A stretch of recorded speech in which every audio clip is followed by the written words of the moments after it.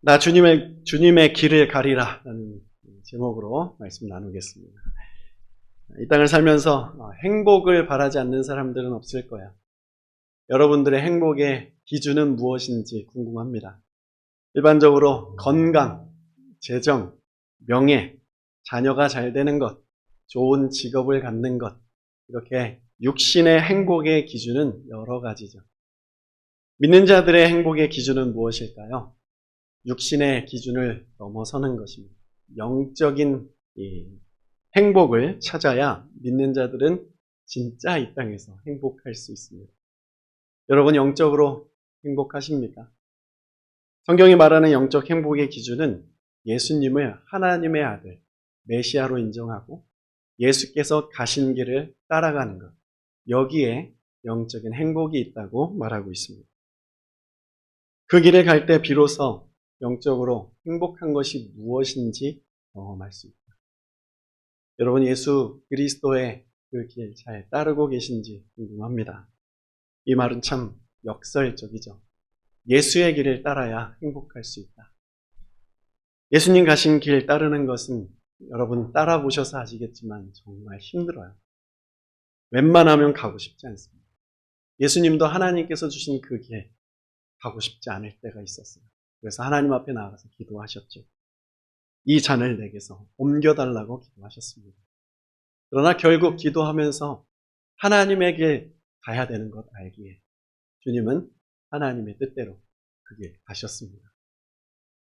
그것처럼 믿는 자들도 주님 가신 길, 참 믿음의 삶을 사는 것 힘들지만 결국 그 길 가야 하는 것을 알기에 거기에 참 자유가 있고 거기에 기쁨이 있다는 것을 알기에 하루하루 내 힘으로는 살 수 없기 때문에 하나님 말씀 붙들고 기도하며 성령의 능력을 구하며 걸어가는 것이죠. 예수를 잘 따르는 사람은 고난에 대한 이해도가 깊습니다. 고난은 불편하긴 하지만 그리스도인들에게는 삶의 동반자와도 같아요. 고난이 없으면 영적으로 성장하는 것이 어렵습니다. 저는 고난 없이 영적으로 도태되고 편안하게 사는 것보다는 늘 고난과 함께 맑은 영성을 가지고 하나님이 주시는 샬롬, 참 평강으로 사는 것을 선호하는 편이에요. 기도하지 않으면 편하죠. 그런데 기도하지 않는 삶에는 평강이라는 건 없습니다. 말씀 보지 않으면 편합니다. 교회 나가지 않은 것 편해요. 세상에서 지금도 이 자리에 나오지 아니하고 그냥 이 한 주일 힘겹게 살아왔으니 이 주말을 그냥 즐기는 것, 그것이 참 편하네요. 그러나 월요일 날 말씀 없이 나아가면 평강이 없다는 것을 우리는 금세 경험할 수 있어요. 저는 예수님 만나고 삶의 좌우명을 두 가지 가졌어요. 첫 번째는 고난아 내게 와라. 고난을 늘 환영하며 살아갑니다. 그 말은 참 어려운 말이고 참 위험한 말이기도 하지만 평안할 때보다는 고난의 때에 저는 더 깊이 기도하는 것을 알고 평안할 때보다는 고난이 있을 때 하나님 말씀을 진실하게 본다는 것을 알아요. 그렇기에 저는 고난을 늘 환영합니다. 그리고 두 번째는 내가 누군가에게 고난이 되지 말자. 오히려 누군가의 고난을 함께 나누는 삶을 살자. 이것입니다. 그렇게 잘 살고 있는지는 늘 의문이지만 이 두 가지 마음을 가지고 살아가려고 날마다 노력해요. 오늘 본문은 고난에 대해서 예수님께서 제자들에게 말씀해 주시는 내용인데 주님은 이 말씀을 하시려고 그동안 제자들을 데리고 다니시면서 많은 기적을 보여주셨어요. 특별히 7장에서는 귀먹고 말 더듬는 자에게 에바다 하시면서 그 귀와 입을 열어주셨죠. 8장에서는 우리 지난주에 본 것처럼 벳세다 맹인의 그 눈을 열어주시면서 우리가 영적으로 귀가 열려야 돼요. 입술이 열려야 돼요. 우리의 눈이 열려야 된다는 것을 보여주시고 오늘 본문으로 이끌어 오셨습니다. 영적으로 열려야 할 것들, 귀와 눈과 입, 이것이 열려야 복음이라는 것이 일반적인 사람들이 이해하는 그 복음이 아니라 하나님이 정말 이해시켜주고 싶은 하나님이 정말 하나님 나라의 백성으로 살게 해주고 싶은 그 복음이라는 것이 어떤 것인지 깨닫게 되는 거예요. 여러분, 우리는 영적인 귀와 입과 눈이 하나님의 사역으로 열려야 됩니다. 아직 그 눈과 입과 그 귀가 어설프다면 주님께 기적을 구하십시오. 하나님, 내 삶에 어떤 터치를 주십시오. 하나님 살아계신 어떤 경험을 주세요. 그런 경험들을 통해서 하나님에 대한 인식과 하나님에 대한 이해, 그 마음, 그 믿음의 폭이 넓어지면서 복음을 비로소 만날 수 있게 되는 것이죠. 빌립보 가이사랴 지방으로 가는 길에 예수님께서 제자들에게 이렇게 질문하셨어요. 사람들이 나를 뭐라고 부르니?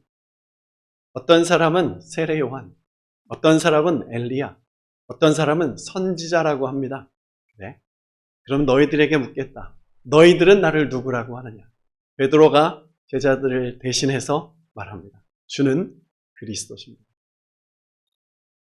메시아라는 것을 정확하게 고백한 베드로.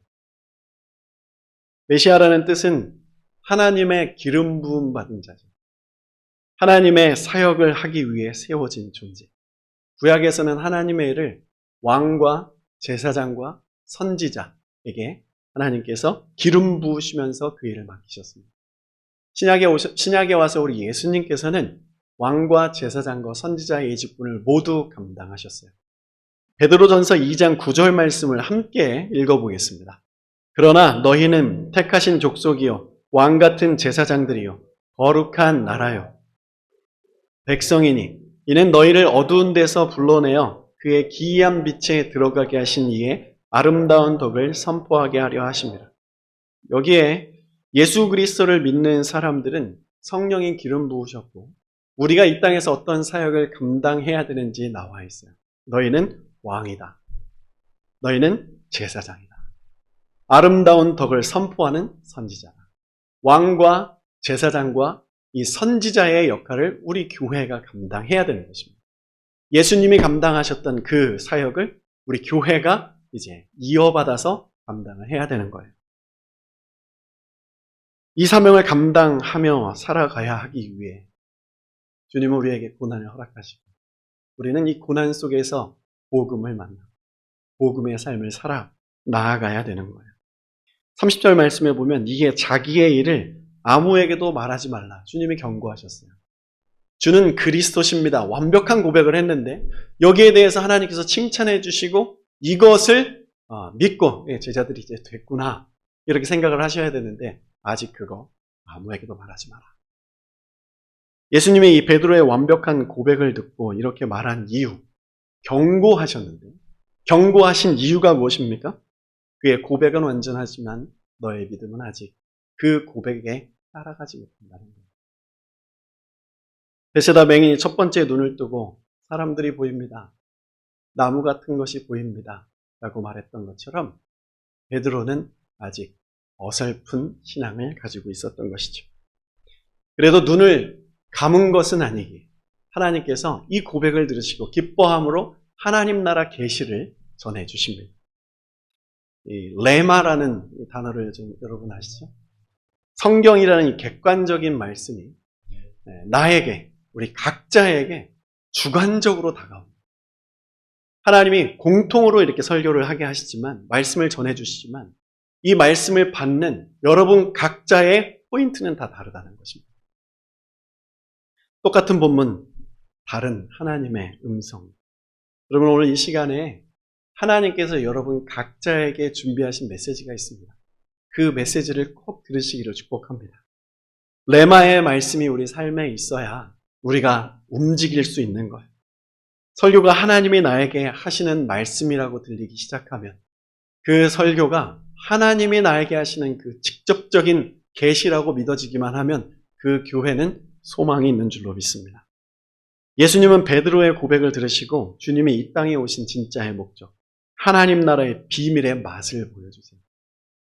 첫 번째 순한 예고라고 할 수 있는 오늘 본문의 말씀인데 31절 말씀 다 같이 읽어보겠습니다. 인자가 많은 고난을 받고 장로들과 대제사장들과 서기관들에게 버림받아 죽임을 당하고 사흘 만에 살아나야 할 것을 비로소 그들에게 가르치셨어요. 베드로의 완벽한 고백 속에는 베드로와 이 제자들의 마음속에 이런 고백이 있었습니다. 이런 마음이 있었습니다. 마가복음 9장 34절 그들이 잠잠하니 이는 길에서 서로 누가 크냐 하고 쟁론하였다.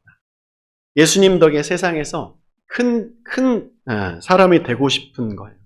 예수님 덕을 보고 싶은 마음이 있었던 것입니다. 예수님이 예루살렘의 왕이 되시면 높은 자리에 앉고 싶은 그런 속셈이 있었던 것이죠.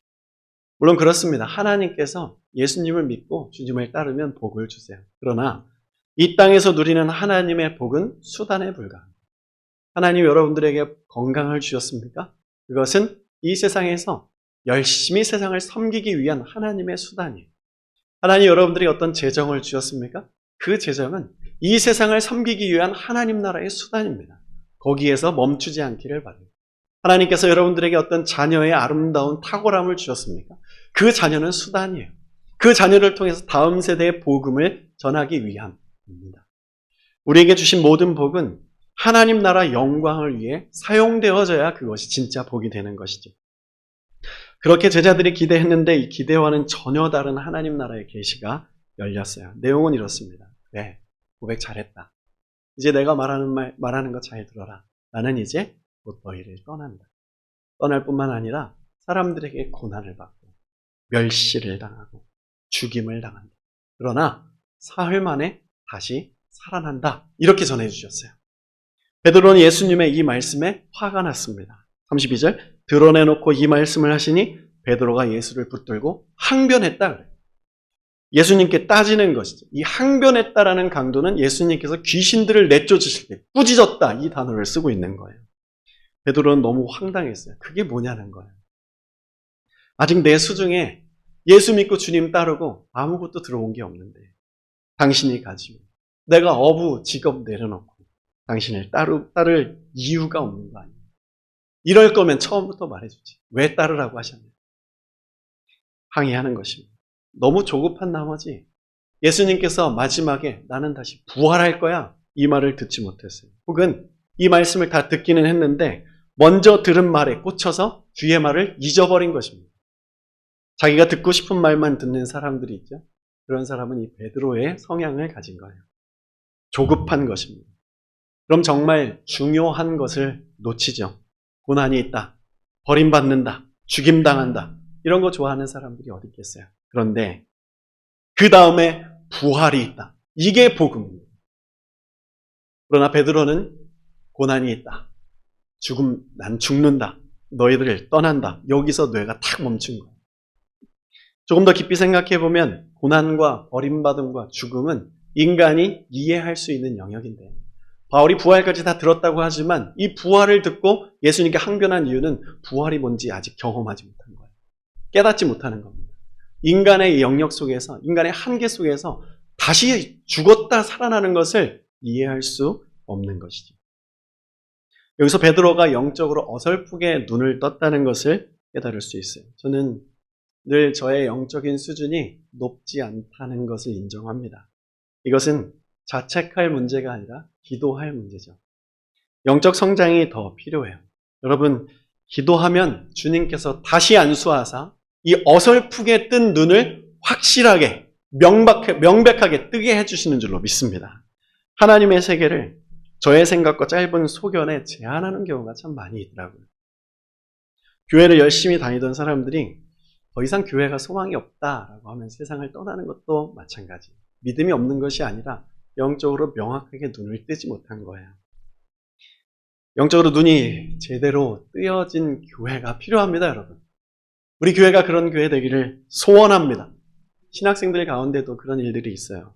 예전에는 신학교 한번 들어가면 무조건 목사 아니면 선교사 되는 거였죠. 그러다 천국 가는 거였죠. 근데 요즘에는 신학교 들어가면 신학교 들어가도 졸업을 해도 일반인처럼 살 수 있어요.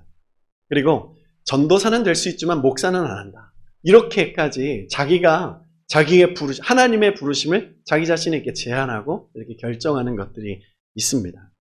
소명이 확실하지 않은 사람들이 신학교에 들어간 것도 문제지만 소명이 있어도 사명의 자리로 온전히 나아가지 못하는 경우들도 많이 있어요. 우리는 어떻습니까? 하나님이 여러분들을 어디로 부르셨습니까?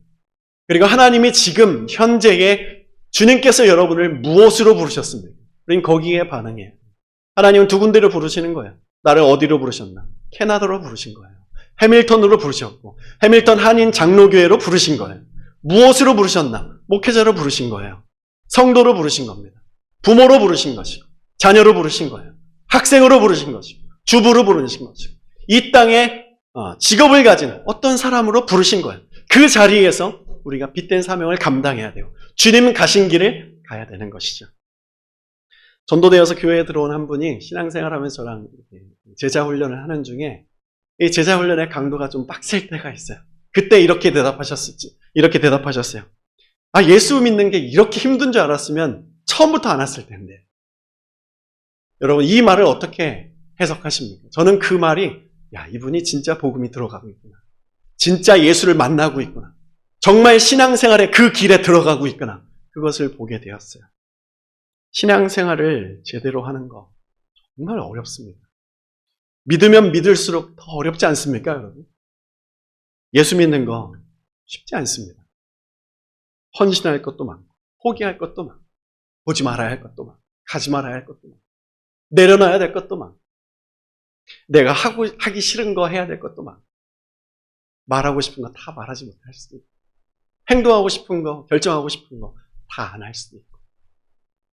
우리는 그래서 더 주님의 은혜가 필요해요. 한번 주님께 부름 받았기 때문에 여기서 빠져나갈 수 없다는 걸 알고 있잖아요. 그러면 어떻게 해야 됩니까? 이 모든 어려움들을 대신 짊어져 주실 예수님을 만나야 돼요. 주님의 은혜를 받아야 돼요. 그 은혜 가운데 걸어가야 하지 않겠습니까? 더 강하게 영적인 훈련, 영적인 성장이 필요한 시대입니다. 선 줄로 생각한 자 넘어질까 조심해야 되는 시대죠. 지금은 바야흐로 성령의 시대와 함께 배교의 시대예요. 교회 다니던 사람들이, 예수 믿던 사람들이 교회를 그냥 떠나지 않습니다. 교회를 엄청 욕하고 떠납니다. 목사가 되어서도, 세례를 받고 직분을 받아서도 성경 반대편, 하나님 반대편에 서서 성경 들고 살아갈 수 있어요. 우리가 그런 시대를 살아가고 있습니다. 우리는 이 말씀 앞에 생각해 봐야 돼요. 내가 그 진영에 서 있지는 않는다. 성경을 들고 있고 매주마다 예배하고 있고 찬양하면서 눈물을 흘리고 있는데 하나님은 나를 두렵고 떨립니다. 이 말씀 가운데 지금 이 순간 저는 고백하고 싶습니다. 저는 주님의 심판을 피하고 싶습니다. 그리고 여러분과 그 심판대 위에 올라가서 칭찬받고 싶습니다. 우리의 마음을 주님 앞에 꺼내 놓아야 됩니다. 내가 이해하는 나의 믿음, 나의 신앙은 가짜예요. 하나님이 이렇다라고 평가해 주실 때까지 눈 감고 기도하지도 말고 주님의 존전 앞에 앉아있는 시간이 필요합니다. 다른 어떤 말보다도, 다른 어떤 액션보다도 주님 앞에 앉아있을 수 있는 그 신앙이 지금 필요해요. 나의 신앙의 밑바닥부터 점검해 나가는 그 은혜가 지금 필요합니다. 예수님이 이렇게 대답하세요. 33절. 예수께서 돌이키사 제자들을 보시며 베드로를 꾸짖어 이르시되 사탄아 내 뒤로 물러가라. 네가 하나님의 일을 생각하지 아니하고 도리어 사람의 일을 생각하는도다. 우리 삶에 뜻하지 않은 고난이 찾아올 때 주님께 기도하죠.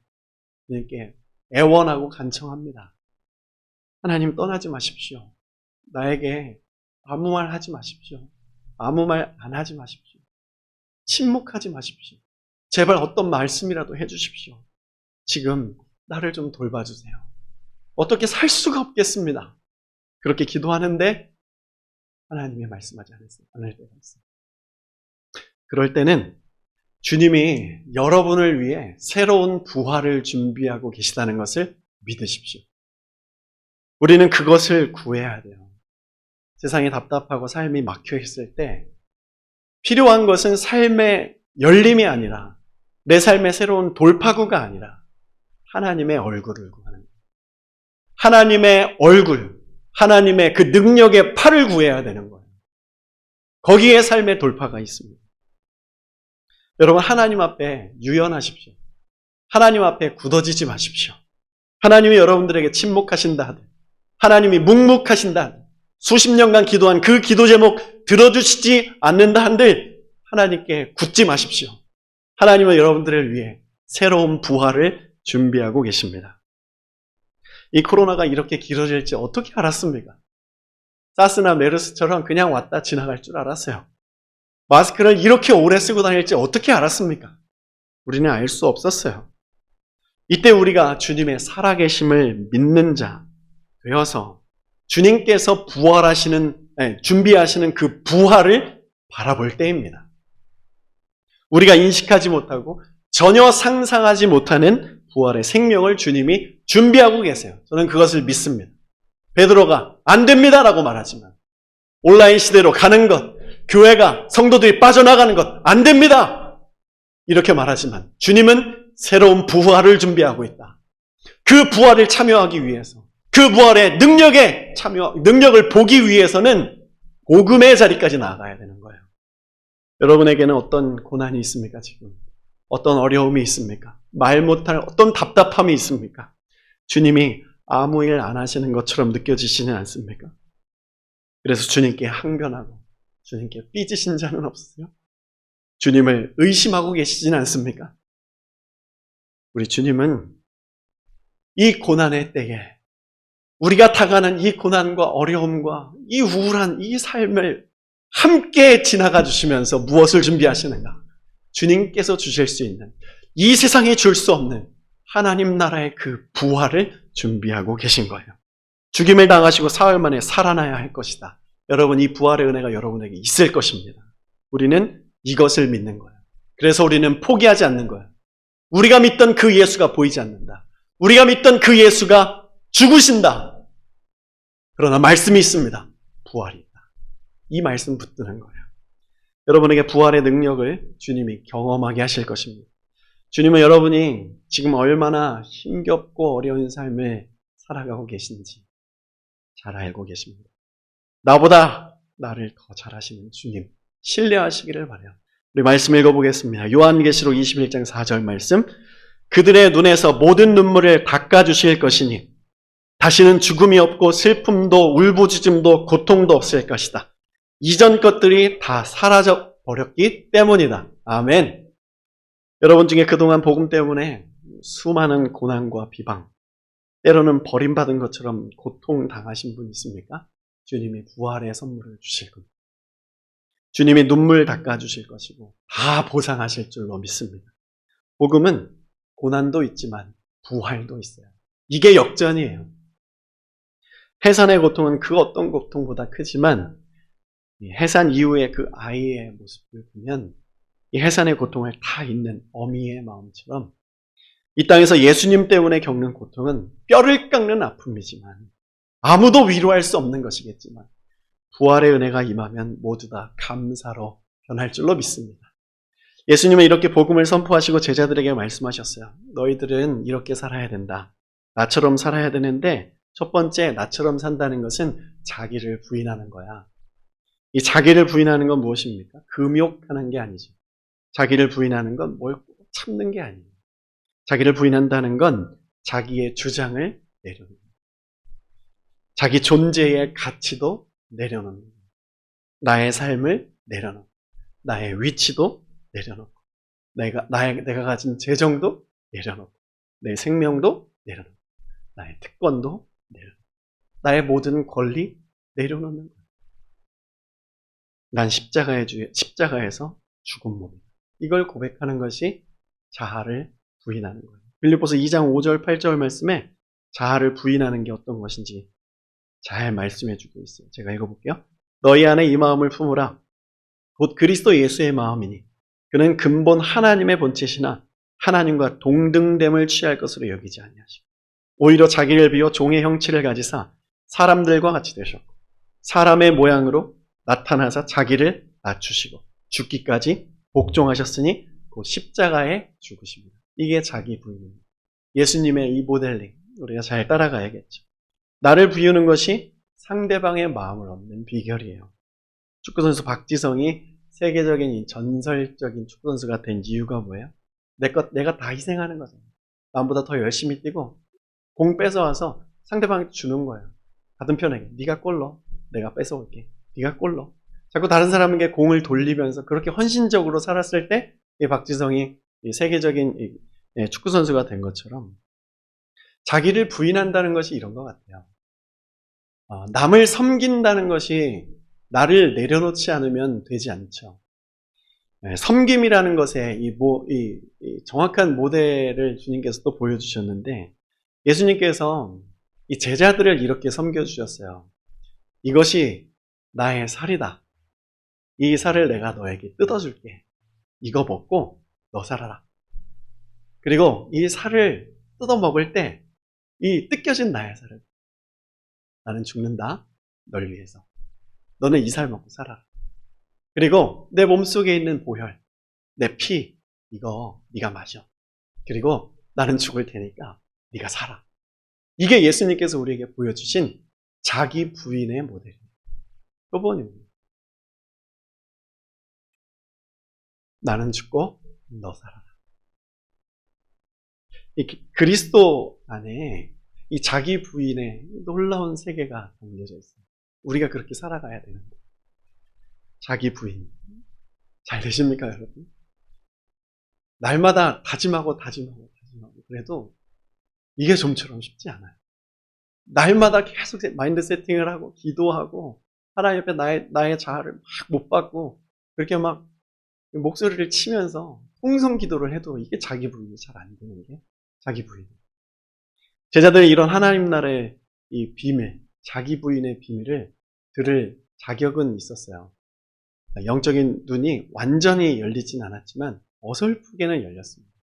이 영적인 눈이 어설프게 열린 자들에게 이 복음을 전하는 것이 한 번에 쉽게 먹히지 않는다는 것을 주님 알고 계세요. 그래서 오늘 이 본문은 첫 번째 순환 예고. 주님은 똑같은 말을 3번 거듭해서 하시는데 우리도 이 본문을 따라가면서 3번 거듭해서 그 복음을 듣게 될 거예요. 오늘 우리가 이 말씀을 좀 그래도 한번 들었으면 좋겠어요. 하나님이 우리에게 원하시는 거예요. 우리에게 지금 자기 부인이라는 것이 필요합니다. 여러분 각자가 자기 부인이 여러분 각자에게 어떤 형태로 이루어져야 되는지 여러분들이 이미 알고 계실 거예요. 베드로가 주는 그리스도시여 완벽하게 그 이론을 갖고 있었던 것처럼 우리는 자기 부인이 어떤 것인지 이론으로 알고 있어요. 그러나 믿음이 따라가지 못하고 우리의 몸이 반응하지 못하잖아요. 주님께서 오늘 다시 이 말씀으로 우리를 초대하십니다. 이 자기 부인은 우리가 할 수 있는 영역이 아니에요. 그래서 내가 말씀만 전하고 기적만 보여주시는 것이 아니라 내가 죽고 다시 살아야 된다.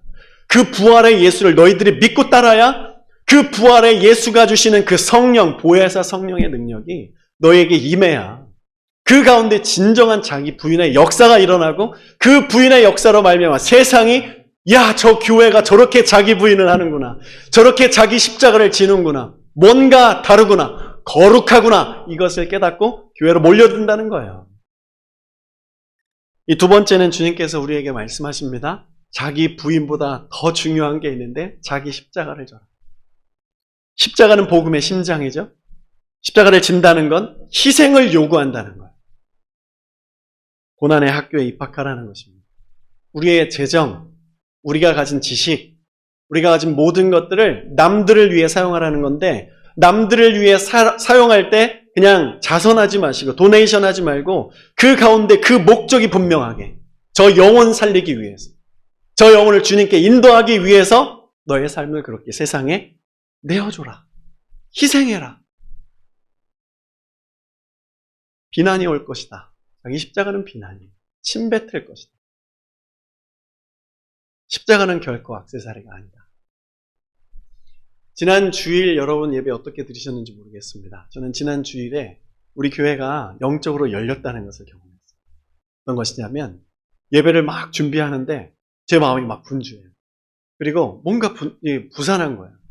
그래서 민재랑 같이 여기 라이브 스트리밍 하는데 이게 잘 안 되는 거예요.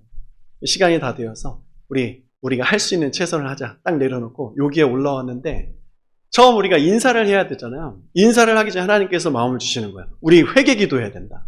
이 예배를 위해서 중보 기도해야 된다. 마음을 주시는데 제가 그걸 하지 못했어요. 시간에 쫓겨서. 집에 돌아가서 밤에 그것을 생각하면서 하나님께 얼마나 죄송한지. 야, 하나님께서 영적으로 우리를 열어주고 계시기 때문에 이렇게 사탄이 마음을 분주하게 하고 예배에 초점을 가지지 못하게 하고 예배에 빠뜨려지지 못하게 하나님을 기대하지 못하게 하는구나. 야, 이게 영적으로 열린 거구나. 그래서 우리의 삶에 사탄도 역사하고 있구나. 이걸 느낀 거거든요. 여러분, 영적으로 하나님께서 우리를 열어주고 계신 줄 믿으십니까? 지금 열어주고 계세요. 여러분들에게는 비난이 올 거예요. 침뱉음이 올 것이고 사탄의 조소가 올 거예요. 분열이 오게 될 것이고 여러분들이 하나님을 집중하지 못하는 일들이 여러분들 삶 가운데 있을 것입니다. 이걸 우리 공동체적으로 어떻게 이겨야 되겠습니까? 말씀으로 이겨야 돼요. 자기 십자가, 자기 부인으로 이겨야 됩니다. 하나님이 지금 이 본문을 가지고 우리에게 정확하게 메시지를 전하고 계세요. 이것은 저의 계획이 아니에요. 저의 설교 계획이 아니에요. 제가 오늘 이것이 필요하겠다라고 생각하면서 그렇게 짠 것이 아니에요. 강해 설교의 특성이 그거예요. 말씀 하나의 본문을 그대로 정해가면서 그 말씀 본문을 우리가 따라가는 거예요. 오늘 정확하게 우리가 부인되지 않는 것이 있기 때문에 우리가 십자가를 지지 않는 것들이 있기 때문에 주님께서 카운셀링 해주시는 거예요. 쪽집게 거해를 해주시는 것이죠. 주님께서 이렇게 말씀하셨어요. 누구든지 자기 목숨을 구원하고자 하면 잃을 것이요 누구든지 나와 복음을 위하여 자기 목숨을 잃으면 구원하리라. 여러분, 우리 해밀턴 한인 장로교회에 그런 은혜가 있습니다. 주님께서 세워주셨고 주님께서 여러분들을 통해서 10년 동안 여기까지 오게 하셨어요. 그 가운데 어떻게 오셨습니까? 기쁨으로 오셨습니까? 정말 힘들지 않으셨어요? 그게 자기 부인이에요. 정말 어렵지 않으셨어요? 숱한 여러 가지 고민과 여러 가지 어려움들 가운데에서 그것을 뚫고 여기 앉아있는 것입니다. 여러분들의 믿음입니까? 하나님의 은혜 아니에요? 무엇을 믿었습니까? 예수 십자가 믿었잖아요. 예수 십자가 때문에 그 비난과 조롱과 조소와 여러 가지 어려움들 다 뚫고 10년 동안 여기 온 거잖아요. 여러분들에게 무엇이 있겠습니까? 주님의 부활의 은혜가 있는 거예요. 여러분, 그것을 믿으시고 하나님이 여러분들 마음에 있는 모든 것들 다 위로해 주실 줄로 믿으시고 하나님이 우리 가운데 새 일을 행하실 것을 믿으시고 우리 한 몸 되어 더 사랑하면서 하나님 말씀 붙들고 나아갔으면 좋겠습니다. 주님의 그 십자가, 주님의 부인, 자기의 목숨을 희생하는 거 어려워요. 우리가 할 수 없어요. 우리는 늘 주님을 부인하고 말씀을 부인하고 주의 십자가를 부인하며 살아가는 존재예요. 그러나 하나님께서 오늘 이 말씀을 우리에게 또 도전하십니다. 이렇게 해야 된다. 이렇게 살아야 될 존재다. 너희들이 이렇게 살기 위해서 내가 죽었다. 그리고 이 믿음에 참여해라. 이것은 이 땅의 나라, 이 땅에 썩어져가는 것이 아니라 하나님 나라 영광을 위한 것이다. 너희들이 여기에 참여했다. 나 때문에, 예수 그리스도의 그 피값 때문에, 그 부활 때문에 존귀한 자다. 너희들은 왕이다. 제사장이다. 선지자다. 하나님 나라의 그 보좌 우편에 나와 함께 앉을 자들이다. 할렐루야. 교회의 생명은 여기 있는 거죠. 우리는 예수님 십자가도 지셨고 부활도 하신 후에 다시 하늘나라로 구름 타고 올라가신 그 예수님을 봤어요. 그리고 또 주님은 부활하신 이후에 또 가셨어요. 지금 이 상황 속에 제자들은 부활하신 예수님을 아직 못 봤기 때문에 부활하신 주님을 봐야 되는데 우리는 부활의 주님을 믿어요. 그런데 이 부활의 주님 이후에 내가 다시 올 것이다 하는 2000년이 지나갔습니다. 너무 오래 걸리는 것 같아서 주님 없다고 부정하며 교회 떠나는 자들이 있어요. 주님을 의심하는 자들이 있습니다. 그러나 주님께서 이 말씀도 하셨어요. 마가복음 8장 38절. 누구든지 이 음란하고 죄 많은 세대에서 나와 내 말을 부끄러워하면 인자도 아버지의 영광으로 거룩한 천사들과 함께 올 때에 그 사람을 부끄러워하리라. 베드로가 화난 이유는 주님이 죽는다고 말했기 때문이에요. 부활을 못 믿었기 때문이죠. 그러나 주님은 부활한다 말하셨기 때문에 베드로가 항변을 해도 그 길 가셨고 다시 부활해서 오셨습니다. 부활의 주님 만난 이후에야 이 베드로와 제자들은 비로소 참된 제자의 길을 갔어요. 주님 우리에게 말씀하십니다. 부활의 예수를 만났느냐? 내가 다시 올 것이다. 지금 이때에 우리는 베드로와 같은 주님께 항변하는 일들이 교회적으로 개인적으로 있습니다. 교회를 떠나는 일들이 있어요. 이게 다 항변이에요. 주님 없잖아요. 내기도 안 들으시잖아요. 안 계신 것 같습니다. 교회 소망 없는 것 같습니다. 이것이 바로 이 베드로의 항변이에요. 그래서 우리는 이 말씀을 다시 붙들어야 돼요. 주님 다시 오실 것이다. 우리는 다시 오실 그 재림의 예수, 그 약속의 말씀 붙들고 오늘 고난의 길을 통과하는 거예요. 오늘 또 비난을 감수하고 십자가 지고 걸어가는 것입니다. 오늘 또 내 옆에 있는 사람 한 번 더 사랑하고 이 지역에 전 세계 열방을 품고 기도할 수 있는 거예요. 주님은 재림하신다고 약속하셨기 때문에 우리에게 이제 주님의 마지막 이 약속만 남았어요. 주님 다시 오신다고 주님 오신다고 초림을 약속하셨고 이루셨고, 믿든지 안 믿든지 주님 죽으시고 살아나신다고 말씀하시고 약속하셨고 이루셨고, 믿든지 안 믿든지 주님 다시 오신다고 약속하셨습니다. 우리는 믿는 자입니까? 그것을 믿지 않는 자입니까? 그것을 믿으면 우리 다시 오늘 한번 결단하면 됩니다. 내가 다시 한번 자기 부인을 세팅하겠다. 다시 한번 자기 십자가를 지고 이 고난을 주님과 함께 고난길 걸어가요. 그 길 갈 때 눈물 골짜기가 있지만 시온의 대로임을 믿기에 사람의 눈이 아니라 영의 눈을 뜬 사람이기에 그 명확한 주님의 나라 바라보면서 말씀 붙들고 흔들리지 않고 그 길 가겠다. 할렐루야. 요한복음 16장 7절, 이 재림을 기대하는 자에게 하나님이 이 약속을 하셨어요. 다 같이 읽습니다.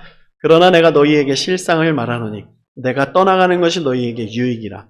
내가 떠나가지 아니하면 보혜사가 너희에게로 오지 아니하실 것이요 가면 내가 그를 너희에게로 보낼 것이다. 아멘. 배교의 시대와 함께 지금은 성령의 시대예요. 주님이 보혜사, 보호해 주시고 날마다 은혜를 주시고 우리의 길을 가르쳐 주시는 선생님, 그 스승의 은혜가 우리의 삶 가운데 있습니다. 매 예배 때마다 그 성령의 임재가, 성령의 메시지가 이 가운데서 펼쳐지고 있습니다. 이 메시지는 나비 효과처럼 이곳에서 선포되고 여기서 멈춰지지만 전 세계 열방을 뒤감쌀 줄로 믿습니다. 왜냐하면 우리가 그 말씀 붙들고 현장으로 나아갈 것이기 때문에. 사랑하는 여러분, 주님의 길 가는 거 어렵습니다. 고난이 많습니다. 어려움이 많고 외롭고 힘겹습니다. 그러나 우리는 그 길 기쁨으로 선포하고 갈 수 있습니다. 주님이 이미 승리하셨기 때문이죠. 그 하나님의 부활과 재림하셔서 여러분들 눈물 다 닦아주시는 그것을 기대하시면서 또 한 가지, 하늘에 상급이 있음을 기대하십시오. 그 상급을 위해 열심히 달리세요. 여러분, 그 상급은 각자예요.